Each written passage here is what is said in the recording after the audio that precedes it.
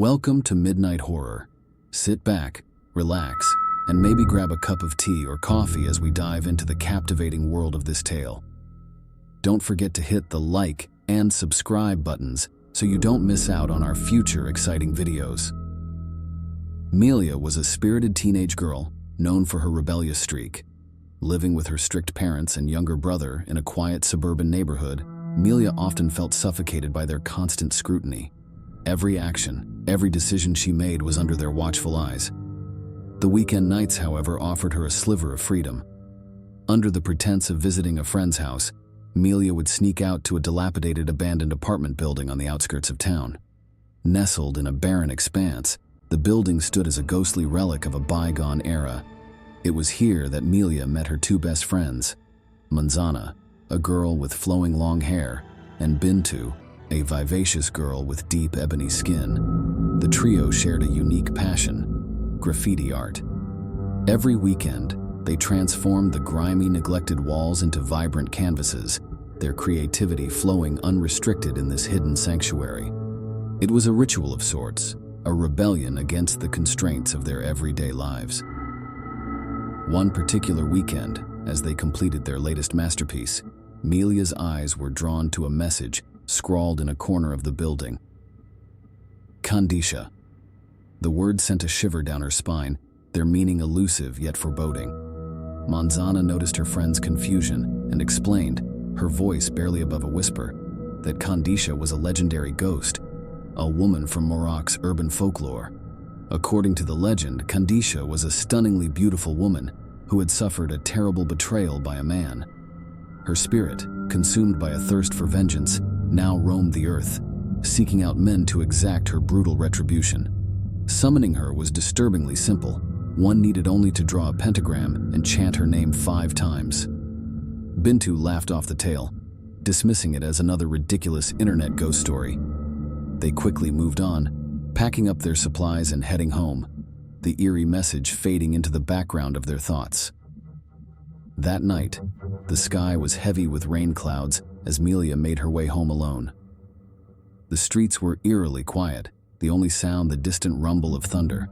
Suddenly, a figure stepped out of the shadows.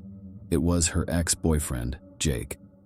They had broken up a month ago, but he still harbored feelings for her and was desperate to rekindle their relationship. Melia, wanting nothing to do with him, tried to walk away, but Jake grabbed her arm. His grip tightened as he pleaded with her to reconsider. Fear and anger surged within Melia, and in the ensuing struggle she fell, hitting her head hard against the pavement. When she regained consciousness, Melia found herself in a cold, dark warehouse. Her head throbbed with pain, and she realized with a jolt of terror that Jake had brought her here. He approached her, his intentions unmistakable and vile. Panic flooded Melia's senses, and in a desperate bid to escape, she bit down hard on Jake's arm, causing him to recoil in pain. She seized the moment, sprinting out of the warehouse and heading straight home. Once inside, Melia locked herself in the bathroom, her body trembling with fear and rage. Tears streamed down her face as she recalled Manzana's story about Kandisha. Driven by a desire for vengeance, she used her own blood to draw a pentagram on the bathroom floor. With a voice shaky but determined, she called out Kandisha's name 5 times, hoping for justice against Jake. Unbeknownst to Melia, her desperate act had summoned a force far darker and more powerful than she could have imagined. At that very moment, Jake was sitting alone in the warehouse, nursing his wounded arm. The atmosphere grew cold and oppressive, a palpable sense of dread filling the air. Out of the corner of his eye, he saw a shadowy figure cloaked in black standing in the doorway. Fear gripped him as the figure began to move closer, its presence radiating malevolence. Panicked, Jake bolted out of the warehouse, the rain now pouring down in torrents. He ran blindly into the night, glancing over his shoulder in terror. In his frantic escape, he stumbled onto a busy road just as a speeding car came barreling towards him. The impact was instantaneous, and Jake's lifeless body crumpled to the ground.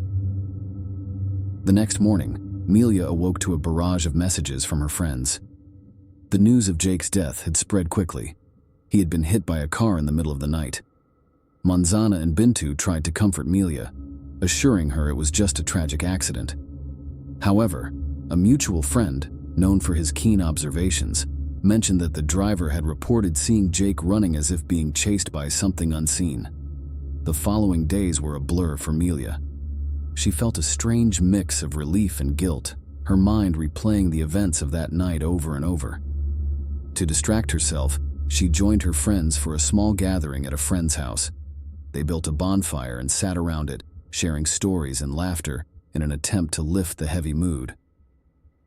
As the night wore on, Melia couldn't shake a growing sense of unease. The flickering flames cast long, dancing shadows, and she began to hear whispers, a woman's voice, calling her name. Her heart pounded in her chest as she looked around, but none of her friends seemed to notice anything amiss. One of her friends, concerned by her sudden pallor, called out to her.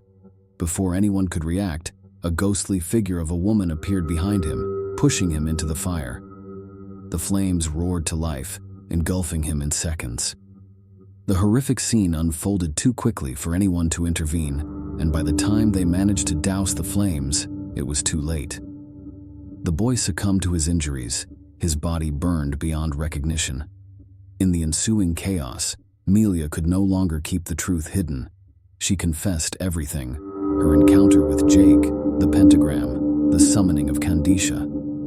She believed the ghost was responsible for the recent deaths. Bintu, ever the skeptic, dismissed Melia's story as hysterical nonsense and stormed off. Feeling the weight of guilt and fear, Melia took her younger brother by the hand and hurried home. As they ascended the stairs to their apartment, she caught sight of the cloaked woman again. This time, curiosity got the better of her, and she followed the apparition. Her brother called out to her, but Melia pressed on, driven by an inexplicable urge. Suddenly, a wave of dizziness overcame her, and she collapsed unconscious. Elsewhere, their chubby friend, known for his skeptical nature, was at home alone. As he lay in bed, he heard strange noises emanating from the kitchen. Groggily, he got up to investigate, thinking it might be a rodent or perhaps an intruder. He opened the trash chute, but found nothing out of the ordinary. Turning back, he was startled to see the cloaked woman standing in the doorway. Before he could react, she lunged at him, slamming his head into the glass door. Dazed and bleeding, he tried to fend her off, but she was unnaturally strong. She dragged him to the sink, shoving his head under the water. Desperate, he reached for a nearby knife, stabbing her repeatedly but to no avail. The blade seemed to have no effect. With a final brutal push, she hurled him out of the kitchen window. His body plummeted to the ground, landing with a sickening thud. 3 deaths now shadowed Melia, each more gruesome than the last. The weight of it bore down on her, and she could no longer deny the connection. She confided in Manzana and Bintu, recounting the visions she had experienced during her unconscious state. It was as if she had been present at each death, witnessing the horrors firsthand. Manzana, always the pragmatic one, suggested that if Kandisha was indeed behind these killings, her wrath was directed solely at men. This gave them a small measure of relief, temporary safety in the face of an incomprehensible threat. But deep down, Melia knew that the danger was far from over. The spirit she had unleashed was a force of pure malevolence, and it would not rest until its thirst for vengeance was sated. The shadows in her life had grown darker, and the line between the living and the dead had blurred irrevocably. As they sat in the dim light of their hideout, the echoes of their past rebellion now felt like a distant memory. They had awakened something ancient and vengeful, and the price of their actions was still being exacted. And so, with the specter of Kandisha looming over them, they braced themselves for the horrors yet to come, knowing that some forces, once summoned, can never truly be banished.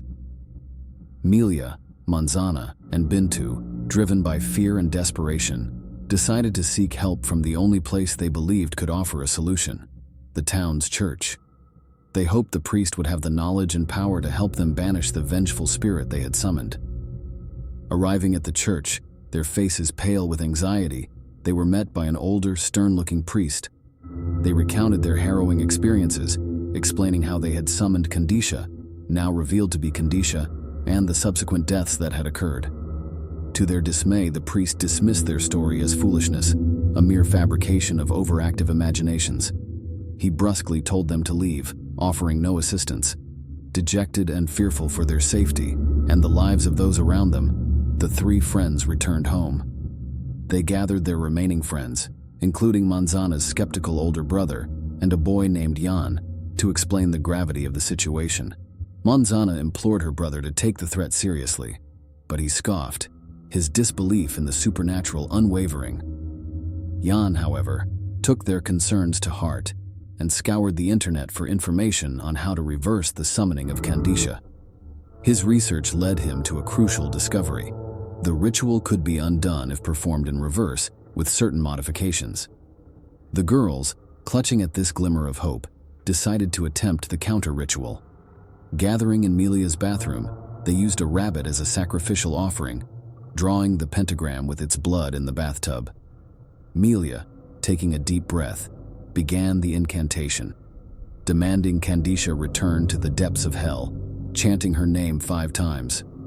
The room grew cold, the air thick with an unnatural presence. However, instead of dissipating, the malevolent spirit seemed to grow stronger, her wrath intensifying. At that moment, Jan, unaware of the imminent danger, was at the hospital, gazing at newborn babies through the nursery window. An old man, seemingly petrified, approached and looked inside, his face contorted with fear. Jan, oblivious to the terror that gripped the old man, smiled at the sight of the infants. Suddenly, a baby's cry pierced the air, and Jan instinctively rushed in to comfort the child. Unbeknownst to him, Kandisha was lurking behind him. Before anyone could react, she lunged, snapping his spine with terrifying ease. Jan's body crumpled to the floor, lifeless. News of Jan's gruesome death spread quickly, reaching the distraught girls.